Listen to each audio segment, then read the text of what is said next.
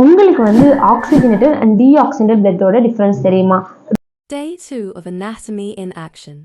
ரொம்ப சிம்பிளான விஷயம் தான். ஆக்சிஜனேட்டர்னு பொறுத்த வரைக்கும் நமக்கு ஆக்சிஜன் வந்து அங்கே அதிகமாக இருக்கும், ஆக்சிஜன் ரிச்சாக வந்துட்டு இருக்கும். இதே கார்பன் டை ஆக்சைடு வந்து அங்கே கம்மியாக வந்துட்டு இருக்கும். இதே டீஆக்சிஜனேட்டட் அப்படிங்கிறது என்ன அப்படின்னா, அங்கே வந்து ஆக்சிஜன் கம்மியாகவும் மற்ற கேஸஸ் கார்பன் டை ஆக்சைடு வந்து அங்கே அதிகமாகவும் வந்துட்டு இருக்கும்.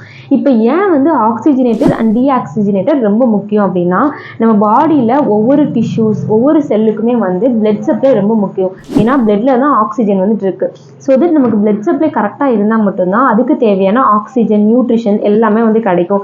இன்கேஸ் வந்து ஒரு ஆர்கனுக்கு ஒரு டிஷ்யூக்கு வந்து ஆக்சிஜனேட்டட் பிளட் இல்லாமல் டீஆக்சிஜனேட்டட் பிளட்டாக வந்து போச்சு அப்படின்னா அந்த இடத்துல பிளட் சப்ளை வந்து பாதிக்கப்படும். ஸோ தட் அந்த டிஷ்யூவால் எஃபிஷியண்ட்டாக ஒழுங்காக வந்து ஃபங்க்ஷன் வந்து பண்ண முடியாது. இந்த மாதிரி தான் நம்ம பாடியில் எல்லா ஆர்கனுக்குமே ஆக்சிஜனேட்டட் பிளட் வந்து இம்பார்ட்டான விஷயமா இருக்குது. எப்போ வந்து ஆக்சிஜனேட்டட் பிளட் வந்து யூஸ் ஆகி நமக்கு ஒரு வேஸ்ட் ப்ராடக்ட் வந்து ப்ரொடியூஸ் ஆகுதோ அப்போ வந்து டீஆக்சிஜனேட்டட் பிளட் வந்து நமக்கு ப்ரொடியூஸ் வந்து ஆகும். இதுதான் வந்து ஆக்சிஜனேட்டட் அண்ட் டீஆக்சிஜனேட்டட்.